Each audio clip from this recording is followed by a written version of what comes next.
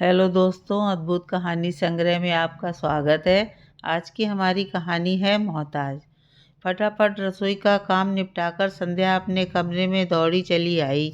बाहर घर के सदस्य सब तैयार हो चुके हैं और संध्या है कि अभी तक तैयार ही नहीं हुई। जानती थी कि अगर 10 मिनट के अंदर तैयार नहीं हुई तो सासू माँ अच्छा खासा हंगामा कर देंगी। क्योंकि पहली बात तो यह कि जब वह तैयार हो जाती तो उनसे सब्र नहीं होता, और दूसरी और ज़रूरी बात कि आज उनकी बेटी रोमा के घर प्रोग्राम था।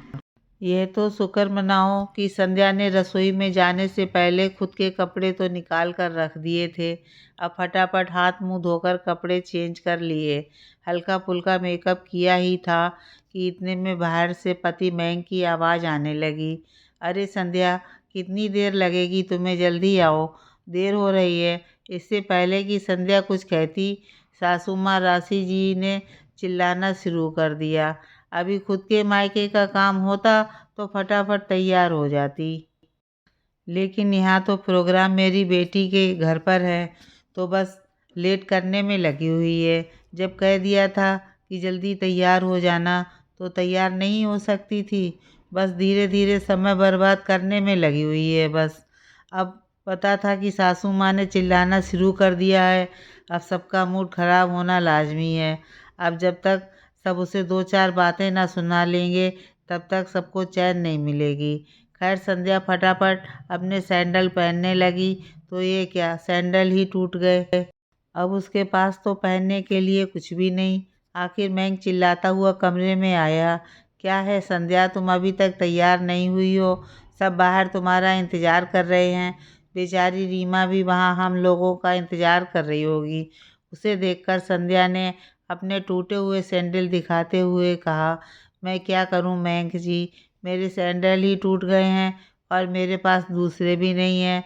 हे भगवान, तुम इतनी लापरवाह कैसे हो सकती हो? एक और जोड़ी एक्स्ट्रा में नहीं रख सकती हो?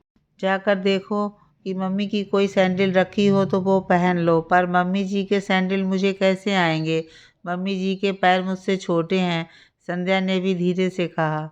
इतने में सासू माँ भी दनदनाती हुई कमरे में आ गईं और चिल्लाते हुए बोली, अरे चलना है कि नहीं? क्या तुम दोनों को देर हो रही है? फिर संध्या के हाथ में टूटे हुए सैंडल देखकर चिल्लाते हुए बोली, बस शुरू हो गया इसका तमाशा। कभी एक दिन भी ऐसा गया है कि जब कहीं जाना हो और इसने तमाशा शुरू न किया हो?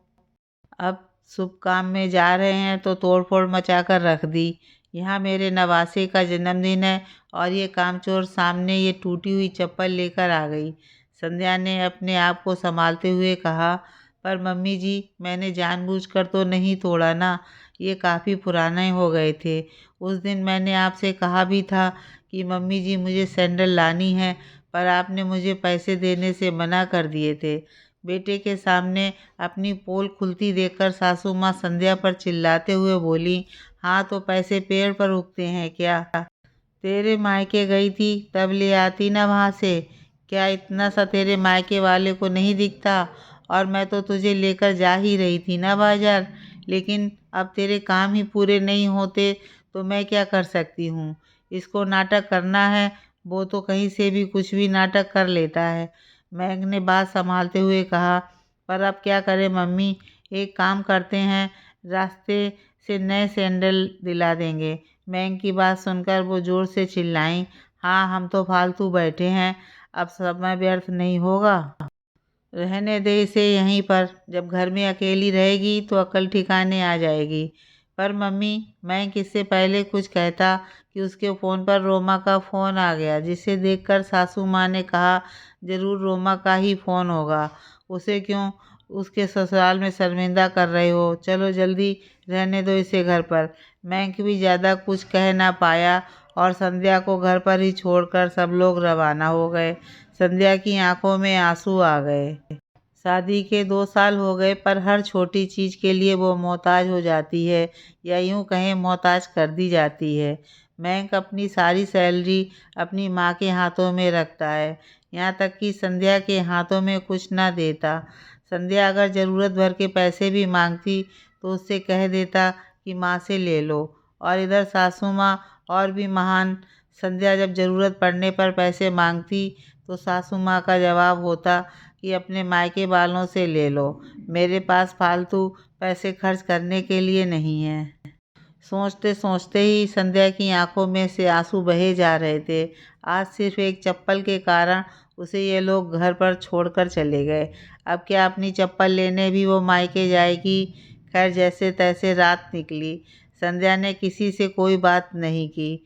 दूसरे दिन सुबह के 8 बज गए, लेकिन किसी को चाय नसीब तक नहीं हुई। आखिर सासू माँ को चाय नहीं मिली तो वे बाहर आकर चिल्लाने लगीं, आज चाय मिलेगी कि नहीं, पता नहीं कहाँ चली गई कामचोर। किस्मत खराब है मेरी, जो ऐसी बहू मेरे पल्ले पड़ी है। थोड़ी देर बाद संध्या अपने कमरे से तैयार होकर बैग लेकर बाहर निकली तो उसे देखकर सासू माँ बोलीं, ये सुबह सुबह कहाँ बन-ठन कर निकली? अभी तक तो हमने चाय भी नहीं पी, घर का काम कौन करेगा? सासू माँ की बात सुनकर संध्या मुस्कुराकर बोली, सासू माँ, अपने मायके जा रही हूँ नई चप्पल लेने के लिए। उसकी बात सुनकर सासू माँ तमतमाते हुए बोली, जहाँ जाना है वहाँ जा, पर पहले घर का काम करके जा, चाय नाश्ता तैयार करके जा। ऐसा है सासू माँ कि जब सब कुछ मुझे मेरे मायके वालों से ही लेना है तो काम भी मायके वालों का ही करूँगी ना। अब आप लोगों की तो औकात नहीं है तो चप्पल खरीदने उन्हीं के पास जाना पड़ेगा।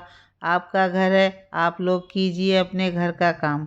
सासू माँ ने गुस्से में मैंग की तरफ देखा तो मैंग भी नज़रें झुकाकर बैठा हुआ था। अरे तू कुछ बोलता क्यों नहीं है? क्या बोलूँ मैं तो कल भी कुछ नहीं बोला था, आज भी कुछ नहीं बोलूँगा। मुझे तो संध्या का कहना भी गलत नहीं लग रहा, महक ने कहा तो सासू माँ उसे डांटते हुए बोली, तो तुझे तेरी माँ ही गलत लग रही है। नहीं माँ, आप भी गलत नहीं हैं, गलत तो मैं हूँ। मैं ये भूल गया था कि मैं शादीशुदा हूँ। मेरी पत्नी को भी खर्चों के लिए पैसों की ज़रूरत पड़ती होगी, तो कुछ खर्चा उसके हाथ में भी मुझे देना चाहिए था। और मैं नालायक सारी सैलरी आपके हाथ में लाकर देता था, पर अब नहीं। अब मैं सारी सैलरी आपके हाथ में देने की जगह कुछ खर्चा संध्या के हाथ में ज़रूर दूंगा, ताकि उसे कोई भी सामान खरीदने के लिए मायके का मुंह ना देखना पड़े।